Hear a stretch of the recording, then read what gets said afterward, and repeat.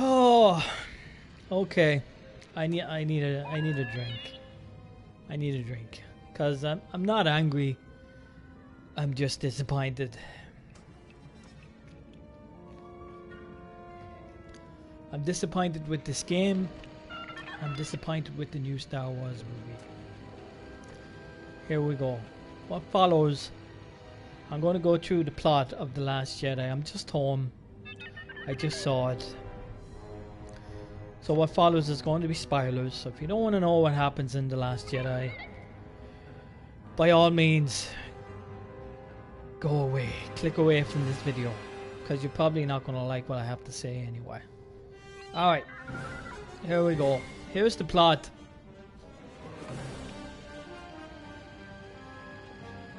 Here's the plot of The Last Jedi.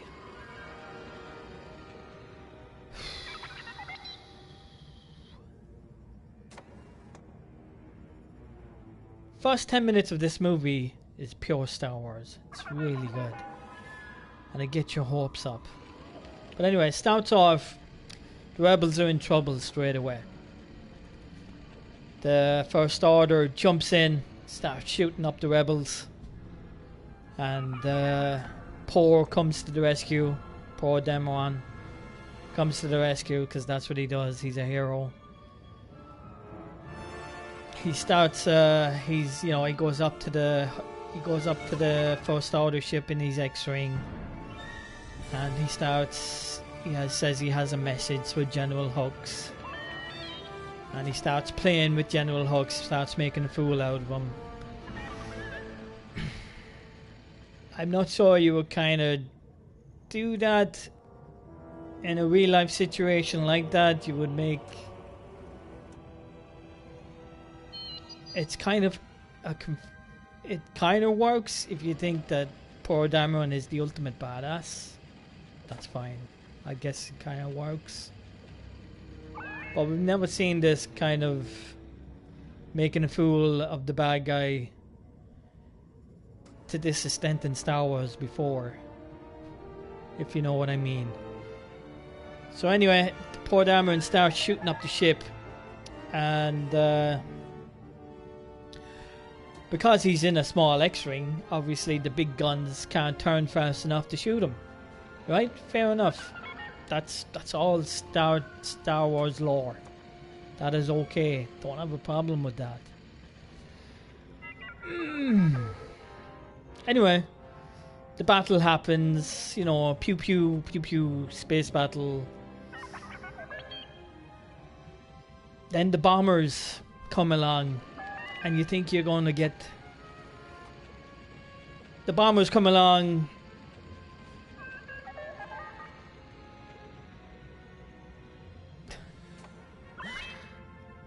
Yeah, the bombers come along. I'll just skim through the plot really, really quickly. Bombers come along. Pew, pew, bang, bang. Loads of explosions. The rebels jump away. And you think, right, they're going to regroup. They're going to come back together. No. The First Order can now follow them through warp, through a jump. And that is basically the whole plot of the movie. Is, I shit you not, is the First Order chasing the 3 Rebel Alliance cruisers. Because Rebel Alliance, for some reason, only has 3 big ships now. They have the medical frigate, they have the Moncari thing, and I forget what the other one is, but it's a big one. It's a big, like they're big ships. These are big ships. You're not gonna miss them. That's basically that's basically the story.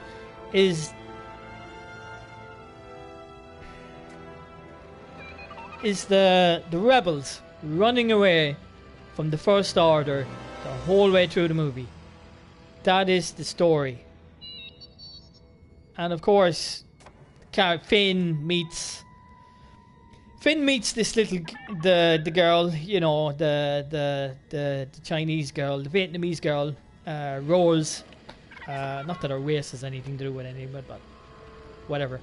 Anyway, Rose, and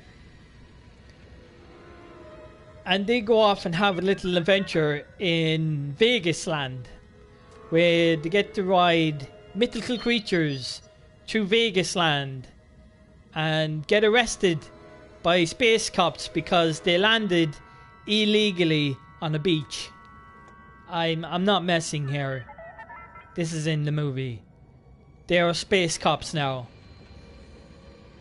And the space cops will arrest you if you land illegally on the beach.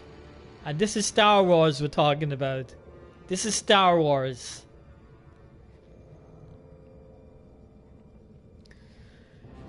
And they go to Vegas land to find this code breaker. So they can, you know, the fleet that's chasing the rebels really slowly. It's not explained how. Oh, it is explained. Yeah, Finn and Rose come up with this plan with Poe Dameron to find a code hacker, because no one on the rebel fleet can crack this code to sneak on board the big supremacy ship, the big massive Stoke supremacy ship. And don't get me started on Stoke. What? Oh, right. Big supremacy ship. Massive fuck off thing. Really, really cool. No one can crack this code to lower down the shields to get at it. It's impossible. They have to find this code cracker on the Vegas planet. So to go to the magical and the sneak, they use a shuttle that has warp capability. Alright, fair enough. Maybe I'm missing something. You know, yeah, okay, yeah, I can see that. If fighters can do it, I don't see why a shuttle wouldn't be able to. Yeah, okay, fair enough. See, I'm arguing with myself now. They go. They take a shuttle to magical Vegas land, where they ride magical creatures all over Vegas land. This is a big action sequence. It just left me scratching my head and what am I watching? Am I watching a Star Wars movie right now? I don't understand what's happening. So they get this code breaker by Benicio del Toro. I don't even know why they got him to do this. It's a waste of his talent. He has this annoying tick, and it's put on really badly. It's really stupid, and it doesn't add anything to the character.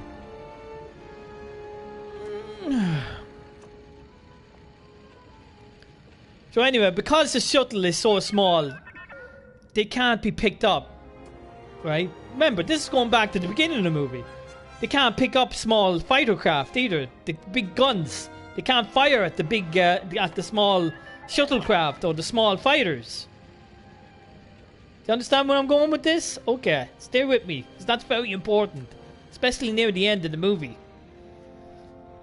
Okay, so Finn and Rose are on Vegas planet trying to find the code breaker. And while they're trying to do this, the First Order fleet is pew-pewing at the back of the 3 ships. Now these 3 ships are lighter than the First Order ships, right? So they're faster. That's how they're able to keep ahead of them. But they're running low on fuel. So every so often, one of the big ships will fall back and just evacuate its people. You never see the evacuation. You say, yeah, we've evacuated everyone, but you never see any of that. One of them will get destroyed, and then there's two big ships belong to the rebels left, and then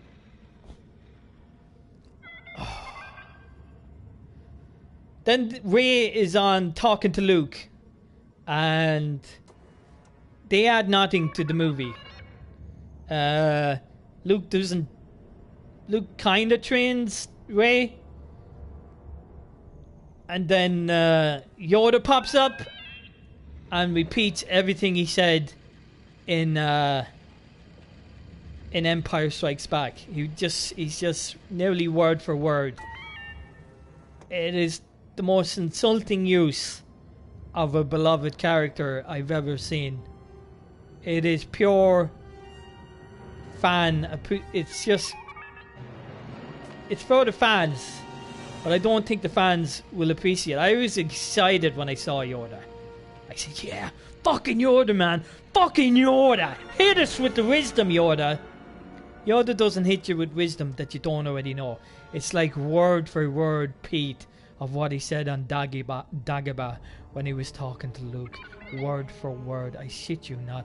It is a waste of a character. And that's basically all the scenes. Anyway, Rey gets pissed off with Luke and just leaves them on the island. And Rey has this magical plan of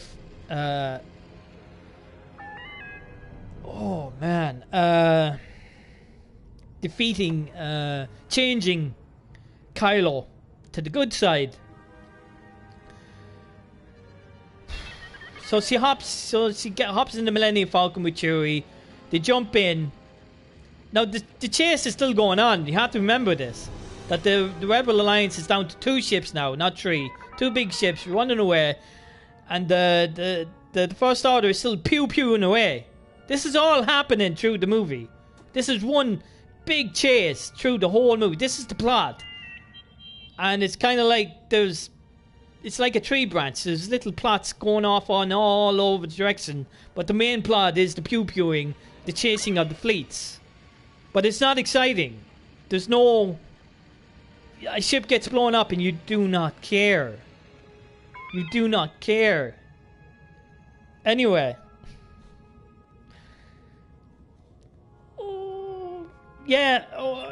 She throws herself in an escape pod out of the Millennium Falcon and she gets picked up by the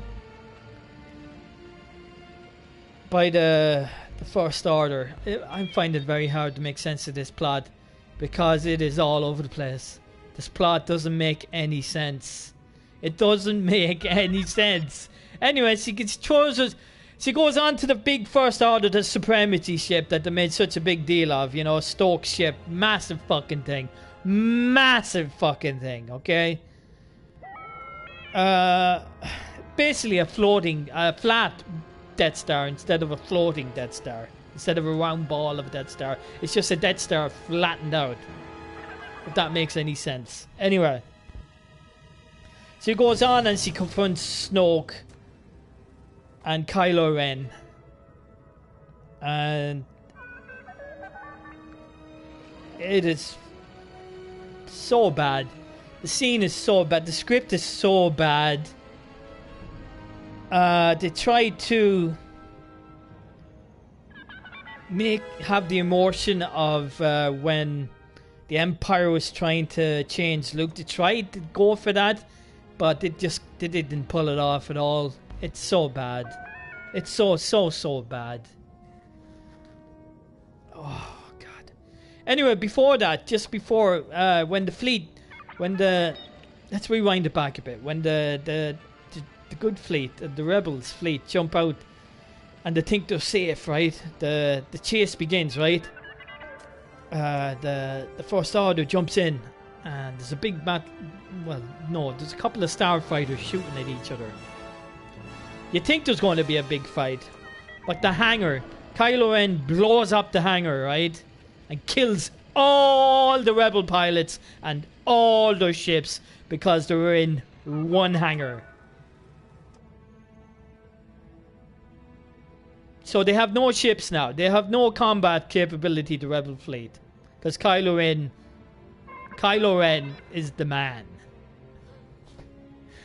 This plot is all over the place, like I said. So this review is all over the place because I'm trying to make sense of it. And anyway, you know that bit where you seen the bit on the advertisement where Kylo Ren is about to press the button and kill our beloved Princess Leia. Well, he doesn't press the button, but guess who? A couple of other TIE fighters do. No problem. And they blow up the bridge. And they kill... Not only... Everyone dies on the bridge. They get shucked out into space, including Princess Leia. Princess Leia. You think Princess Leia is dead. And also, Almar Akbar dies. Almar Akbar dies in that. And he gets no send-off. He's just dead. But Princess Leia... This... I nearly burst out laughing when I saw this. I nearly burst out my hole laughing. Princess Leia gets sucked out into space. She's in space. She's a frozen popsicle. Now, I know the Force can do many things. But how, like, I'm sure she probably had the odd lesson from Luke. But I don't think even Luke knew how to bring himself back from the dead. But that's what Princess Leia is dead. She's a popsicle in space. But somehow the Force brings her back to life. I shit you not. What? And she has a hand out. And she's floating. And it's like something out of Mary Poppins. I'm not kidding you. The first thing that popped into my head was when Yando from... You know, Yando from... I can't believe I'm saying this. Yando from Guardians of the Galaxy. You know, he says, I'm Mary Poppins, y'all! That's the first thing that popped into my head when I saw Princess Leia using the Force to suck herself back into the into the friendly ship.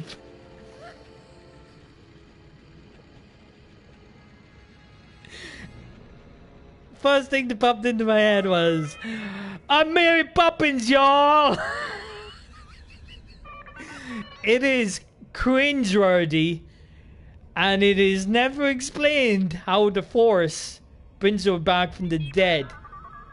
Because if you remember the prequels are pretty bad, but they had their good points. Remember that little chat that Valoran was having with Anakin? You know, it was very hard to bring people back from the dead, and that only one person had managed to do it. Well, now 2 people have managed to do it. Princess Leia and some other guy in the history, a myth, a legend, according to... Yeah. So, it is... I nearly burst out laughing. It was so badly done. The way she floats through. It's like Mary Poppins in space. I shit you not. And she floats herself back onto space. They open the door and she gets put into hospital.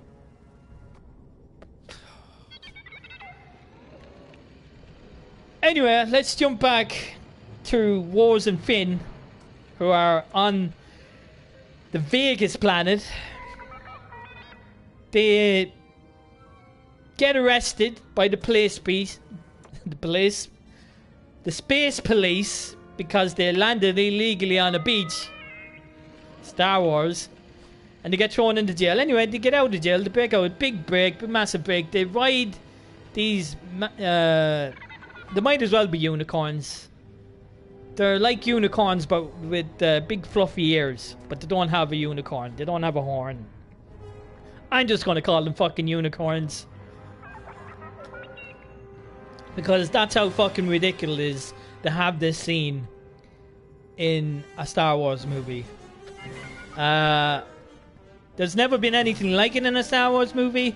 And I hope to God there never is again. Because it is pretty... It's... If you were a kid... This movie is for kids. If you were a kid, you would fucking love this. You would fucking love this. But as an adult, you're just going to be scratching your head and saying, what the fuck am I watching? Am I watching Star Wars right now? There's 2 main heroes galloping on the back of a unicorn for all intentions purposes. Purposes. You understand what I'm saying, boys and girls? This is not good. And there's you know, it's little boys and girls that are slaves on the planet that look after these unicorns, as I'm calling them.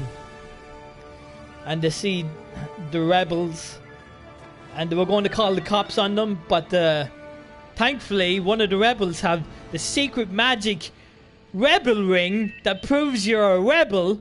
It's a little ring, and you just flick it open and a little iris opens up, and it has the rebels in them, the phoenix. So I'm guessing all rebels have this little ring, the super secret magic ring that you can get in cornflakes that has the rebel sins on it, and you just hit the button and it says, look, I'm a rebel, so they don't call the alarm on them. This is what we stooped to in a Star Wars film. Anyway, they get the code breaker. Turns out he betrayed. They get back to the supremacy, the big, massive, fucking badass flat Death Star ship that looks really cool. That's chasing the fleet. The fleet is down to 2 ships now, 2 big, massive cruisers, but they're smaller than the other cruisers chasing them. But yet the other they're not getting any further away. They should be getting further away, and the cannon fire shouldn't be able to hit them. The ships should be, you know, there should be distance. There should be distance, but there isn't. It stays the same the whole way through the fucking movie. Alright, they're going. Ray and Rose. No, Finn and Rose. Oh yeah, Ray has a big massive fight on the ship. With Kylo. Kylo kills Snoke. After all that build up, Kylo kills Snoke in the most backstabbing way possible. You have to see it to believe it. There's no honor in this. Okay, you can say he's a Sith Lord. Would have been nice to see Snoke have a lightsaber battle, but you don't even get to see that, boys and girls. He sits on his ass the whole way through the movie, like he sat on his ass in the last movie. I don't even know why they invented the character. He's not explained. Oh man, this is such a letdown, this movie. I'm all over the place because this fucking movie is all over the place. Right. Yeah, Kylo kills Snoke. Then Kylo and Rey becomes friends for about 5 minutes, and they clear out the room of the Red Guard. And then Kylo and Rey are enemies again, and they try and kill each other again. And they fight over a lightsaber, and the boat pulling at it. And then Rey and Rose and the guy, the code picker, are just about to turn off the tracker so the fleet can jump away and can't be tracked. And the fleet is on its last ship. And then there's a mutiny. There's a mutiny on the rebel ship. What's his name? Poor Dameron. He has a mutiny. He takes over because he doesn't like the new commander, because Leia's in hospital and she's not herself. So he mutinies because he doesn't like the new commander, because the new commander wants to put people on shuttles and fly them to this to this nearby old rebel base that has supplies that they can use to fight back. And she wants to put people on the shuttles, and the shuttles are, you know, small enough that they won't be picked up by the big guns, because the big guns won't be able to lock onto them. So they start loading people on, but Poe pulls out a gun, and he has people backing him up, and it's a mutiny, I tell you, mutiny, and it lasts all about 5 minutes, and then the mutiny is over. And then everybody is on the shuttles, heading to this planet that used to be an old rebel hideout. Now remember, these shuttles cannot be picked up by the big guns. They can't be shot at. And lo and behold, the traitor, the code breaker, he knew about that plan, and he tells them that they're escaping on the shuttle. He tells them they're escaping on the shuttle. So the First Order, with the big guns, start firing on the oh Jesus, on the shuttles that the rebels are on, heading to this planet, which doesn't make any sense, because at the beginning of the movie they couldn't lock onto Poor's craft, and in the middle of the movie they couldn't lock onto the shuttle that Rose and Finn were on. But now all of a sudden they can lock onto these shuttlecrafts and start shooting at them. And the rebels are down to one big cruiser at this stage. Oh Jesus Christ! They've lost their entire fleet. They're down to one cruiser. And apparently this cruiser needs only one pilot, because when they're evacuating, the leader goes up to Princess Leia and says, "Oh, I have to stay behind and make sure that the ship flies itself," which is absolute bullshit, because she never touches a control.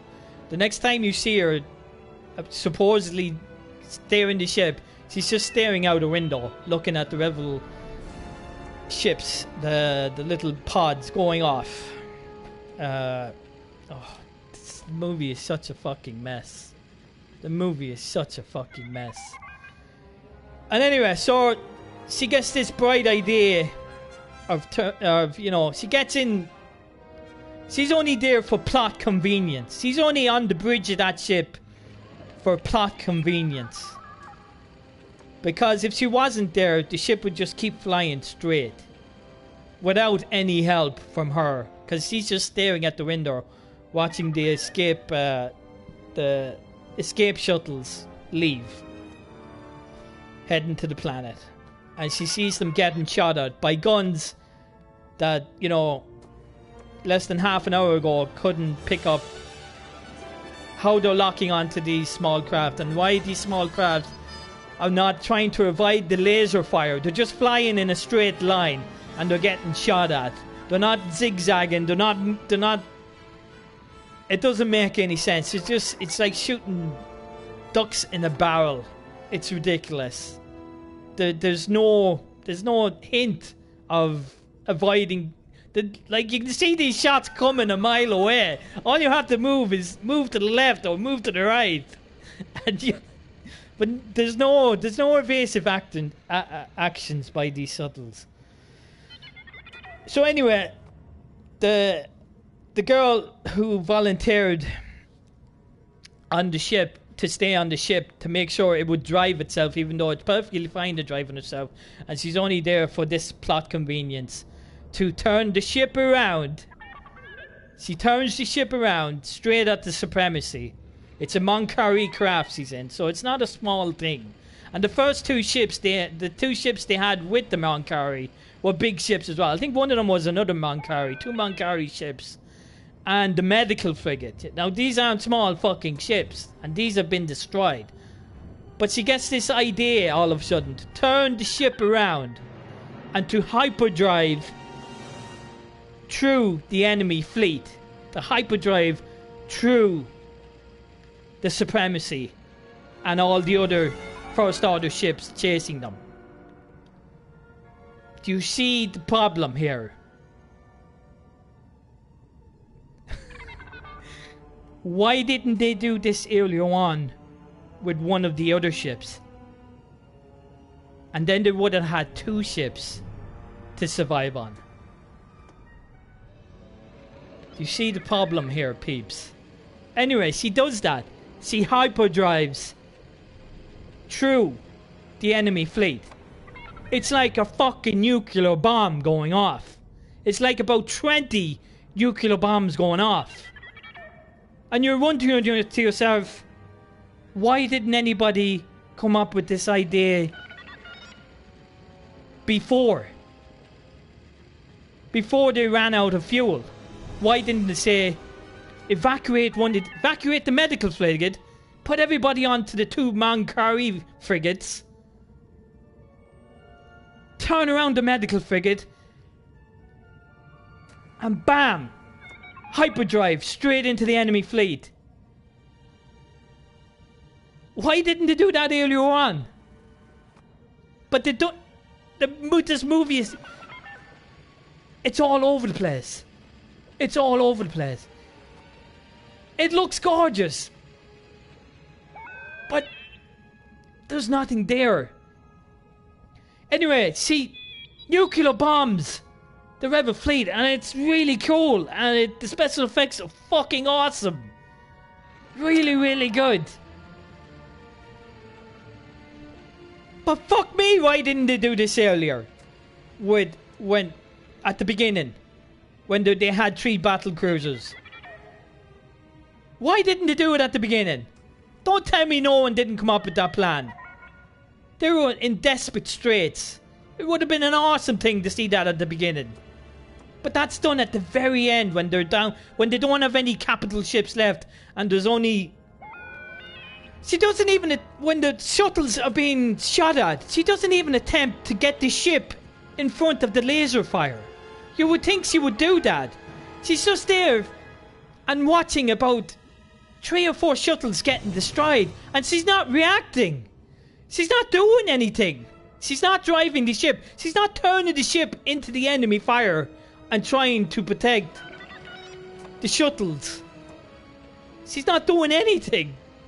But then she turns the... Instead of turning and protecting the shuttles, she turns the other way. And does a hyperdrive into the enemy fleet. And it's fucking cool. It is a cool scene. It's a cool explosion. And it does horrific damage to the fleet. But like I said before, they had 3 cruisers. They could have evacuated one. Totally evacuated one. Got a safe distance away, turned that empty one around and done that, and they would have had 2 battle cruisers left. So anyway, a few of the rebels make it down to the planet. You're talking about a handful of people. You can count about 10 people. Like this, you see, yeah, that's weird. One minute you see a load of fucking troops, and then in the next scene it's like they disappeared. It's like there's only a handful of them. And they all fit in the Millennium Falcon. Because the way it comes in saves the day. And they all pile onto the Millennium Falcon. But before that, there was like a couple of hundred. It seems like there were a couple of hundred soldiers with the big walkers coming towards them. And don't get me started on that big walker fight, because there isn't a fight. Yeah, you see the speeders going out to meet them. And there's a few pew-pews. But none of the walkers ever get downed. And then Luke Skywalker shows up. And he comes out the front gate of the base. And, fuck me. Fuck this movie. And it's meant to be the coolest thing ever. But just scratching your head. And it doesn't really make any sense. Because last time you seen Luke, he was on the island. So it's not making sense. How did he get off the fucking planet island? Because Rey just left him there and he didn't have any spaceship. But wait for it. So Luke comes out and it's meant to be a cool thing. Badass. One man against the fucking giant walkers sort of thing. And you think for 1 second, he's going to use the Force. And he's going to fucking rip everything apart, and it's going to be glory, and everything is going to be forgiven, because up to now it's been pretty shitty. But you think this is it, they're going to go full fucking old badass Luke. He's going to tear stuff apart. They fire at him.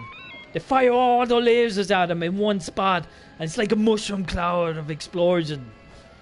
And The smoke clears and he's still standing there and he goes like that. Badass scene. Doesn't make any sense. Well, it will make sense, but it's stupid sense. Oh, this movie takes so many leaps with what the Force can do. It's unbelievable. But they take leaps in ways that don't make any sense. The Force is off the hook in this movie, but not in a good way. From the Mary Poppins death of Leia in space to this scene I'm explaining now. So anyway, Kylo comes down in his shuttle to fight him one-on-one. You think you're going to get this awesome sword fight. You see Kylo changing his stance and Luke looking at his stance. So Luke knows what move Kylo is going to do. And you get that twice. And then the fight basically ends because, you know, Luke says, you know, you may strike me down, but I'll just become stronger. Straight from Obi-Wan. Just like Obi-Wan said it. So Kylo stabs him. But Luke doesn't die. And then you think, is it a hologram? Is Luke in another location using a hologram? No! Luke is fucking millions of miles away on the fucking island planet. He's still fucking there. He's meditating on a fucking rock. And he did this to give time for the rebels to fucking escape. So the rebels don't stand the fight like they've been running the whole fucking movie. They don't stand, they run the whole fuck. So they run off again to the Millennium Falcon and they all seem to fit in the Millennium Falcon, no fucking problem. Even though a couple of minutes ago there was a couple of hundred of them. Now there seems to be like 10. And they all hop on the fucking Millennium Falcon. And Luke has a heart attack and dies. It was all too much for Luke. He just gives, I shit you not. He's back on the planet. His hologram or his vision disappears in front of fucking Kylo Ren. Kylo Ren is left there like a dumb shit. And he's, you know, he basically screams like a little boy that he's been bested. The film switches to Luke dying on the island planet, disappearing into the ether, becoming a Force ghost, but because I don't know, maybe he gave up on life or something. I'm giving up on life. I'm giving up on fucking Star Wars. Then it cuts. Then it cuts to them on the Millennium Falcon, and you know, happy-go-lucky saying, oh, what are we going to do now? There's only us. There's only about, you know, a group of people on the Millennium Falcon. That's the whole rebels. That's it. And, you know, Leia says, oh, don't worry, we started from smaller, and that's...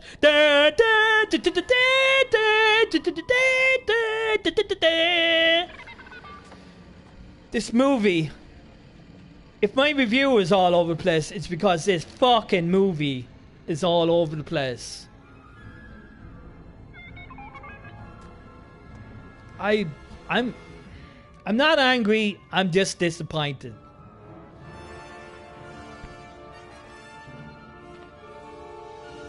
Star Wars has died for me this Christmas. With this game and the movie I just saw, Star Wars is dead to me this Christmas. I hope this is not the future of Star Wars movie, because this is way too child friendly. I get it, Disney. You want children to love Star Wars. I get it. But this is... They've layered on the Disneyness tick on this movie. People are saying, oh, it's better than The Empire Strikes Back. It doesn't even come close to The Empire Strikes Back. This movie is worse than Return of the Jedi. Return of the Jedi is a decisive movie among Star Wars fans. Some people hate it, some people love it. I grew up on Return of the Jedi. When I was younger, I loved it. Absolutely loved it.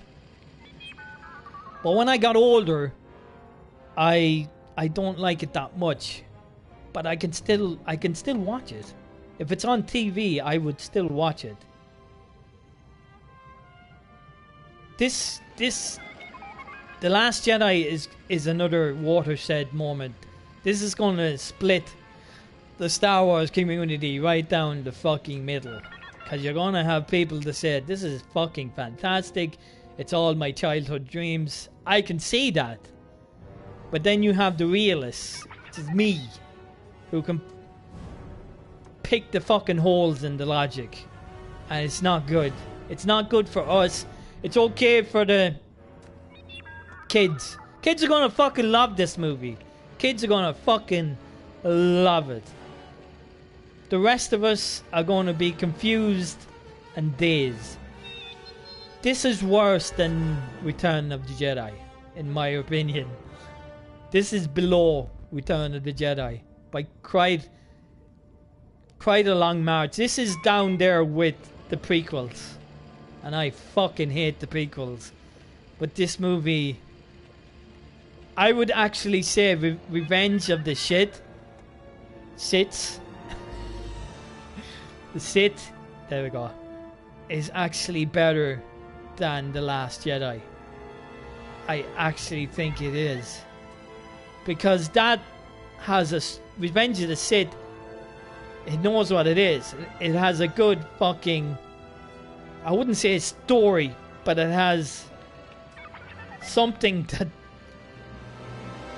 that The Last Jedi does not have. There's A, B, and C. Boom, boom, boom. The beginning, big massive space battle, cool as shit.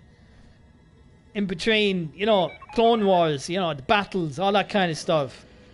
And then boom, the massive lightsaber fight between Kenobi and Anakin. Yeah, Revenge of the Sith is better than The Last Jedi. So, you have Phantom Menace, shite. Attack of the Clones, crap.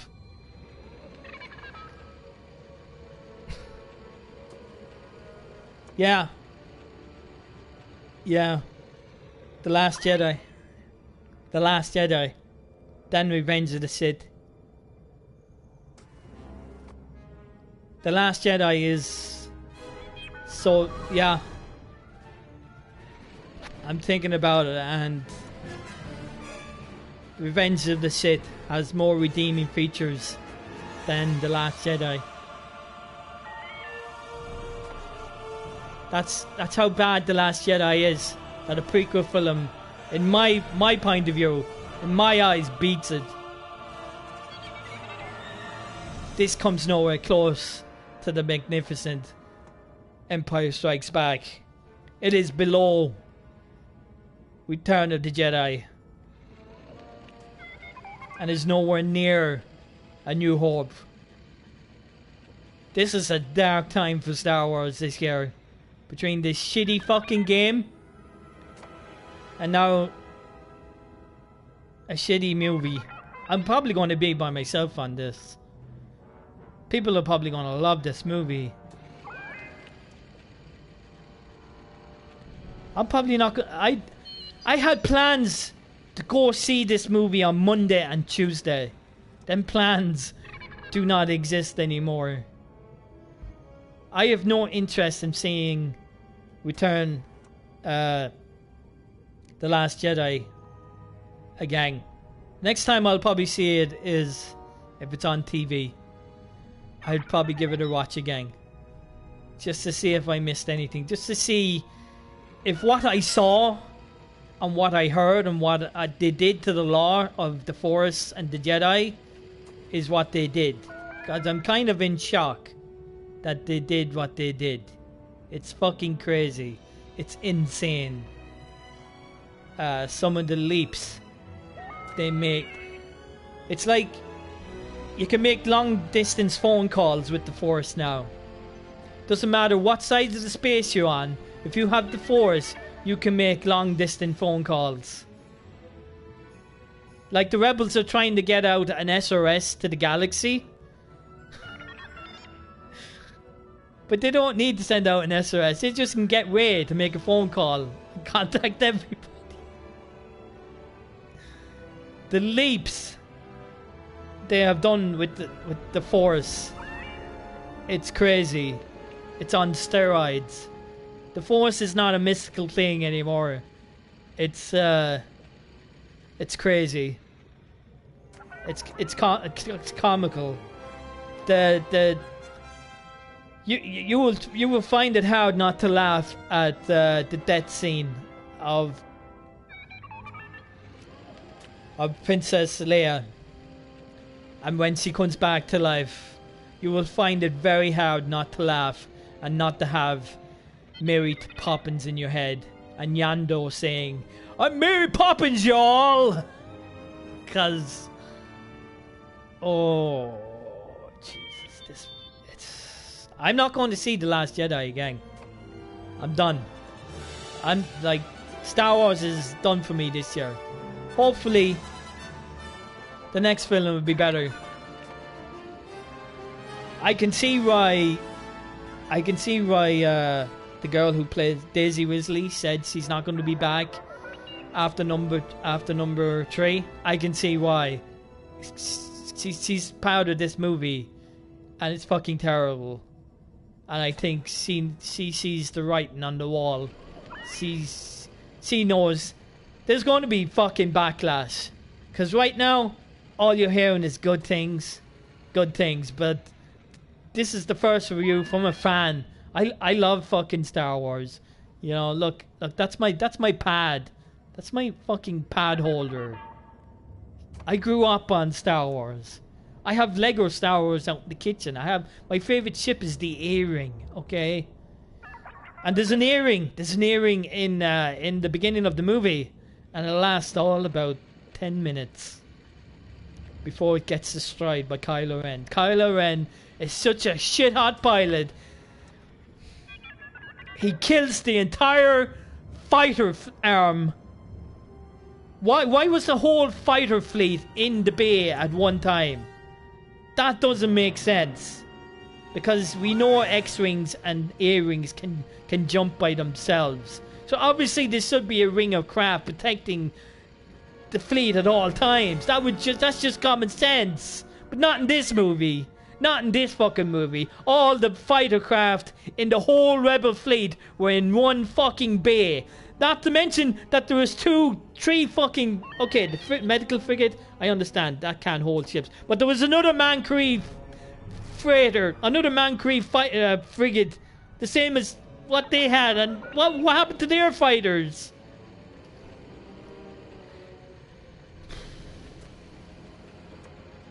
I'm just ranting now. I'm in a state of shock. You know, that's why I'm drinking alcohol, you know?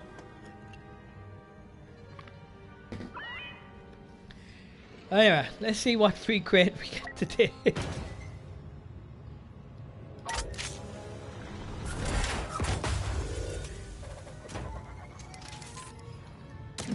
Oh, Jesus Christ, man. The movie is so bad. Kids are gonna love it. You're gonna know real Star Wars fans from this. This is gonna, I guarantee it, man. All the people that are fake Star Wars fans are gonna love this fucking movie. And it's only the diehard guys, the guys that grew up in it, the guys that read the books, the comics, that know the lore of what the Force can do and cannot do, are gonna hate this movie. And I'm one of them. I will only watch this movie again free on television. I will not be adding this to my DVD collection. I will not be going to see it again on the big screen. It's an empty horror movie with plot holes you can drive the Millennium Falcon through. No, plot holes that you can drive the Supremacy through. The big massive Stoke ship. That's how big the fucking plot holes are in this movie. It's a slap in the face to fans like us. You know? People who pretend to like Star Wars and kids are gonna love this movie. You know, if I was a kid watching this movie, it would be a good ride. It would be good fun. But I'm not a kid anymore. I guess Star Wars isn't for me anymore. If this is the way the movies are going to keep going. Sorry my review was all over the place. But this film is all over the place. The plots are all over the place. There's so many tiny subplots. And none of them are interesting. Even when Yoda, you know, such a beloved character, when Yoda turns up and he just spouts out what he said in The Empire Strikes Back. This film tries so hard to be an Empire Strikes Back beater, but it fails miserably. It fails miserably. Like I said, it is below Revenge of the Sith in my point of view. Revenge of the Sith is a better movie than The Last Jedi. I can't put it any simpler. The only people who are going to love this are children and fake fans. You will know fake fans now. You will ask them, what did you think? What did you think of The Last Jedi? And they'll say, oh, it's fantastic, wasn't it? It was unbelievable. And you will look at them and you will close your eyes and you will turn your back on them because you know that they are not a real Star Wars fan, that they did not grow up on Star Wars, that they did not read the books, that they did not play the computer games and read all the and get all the information. I'm just lost for words. I'm just lost for words. This movie is only a Star Wars movie in name alone. They're going down a road for the kids. You know, I'm sad they're leaving me behind. But I guess they can't make a lot of money out of an old fogey like me. You know, so it's for a new, dumber generation of people. Anyway, that has been my review for The Last Jedi.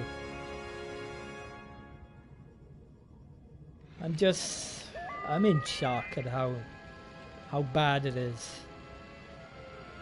I've heard so many good things, people raving about it, and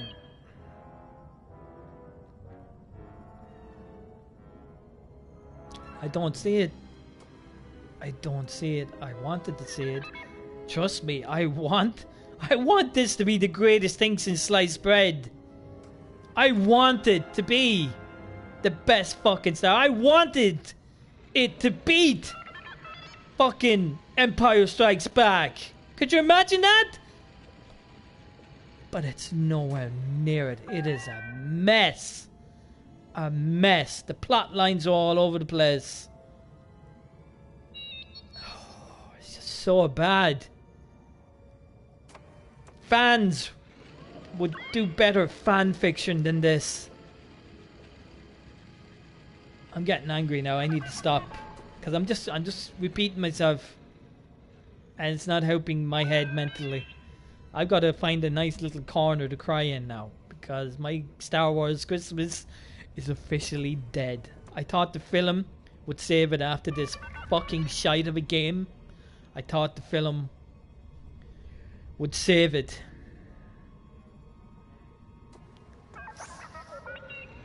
but it hasn't. So no Star Wars for me this Christmas. Alright, that's definitely it. I'm ending the stream. I'm ending the review. There's nothing I can do.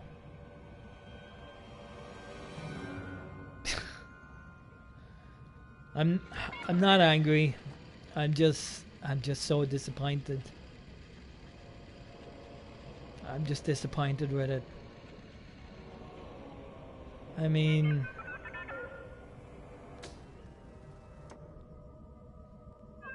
yeah. Alright, boys and girls, that is the end of my review. I gotta go. I'm in shock. I'm in shock. Peace, adios, and have a good one.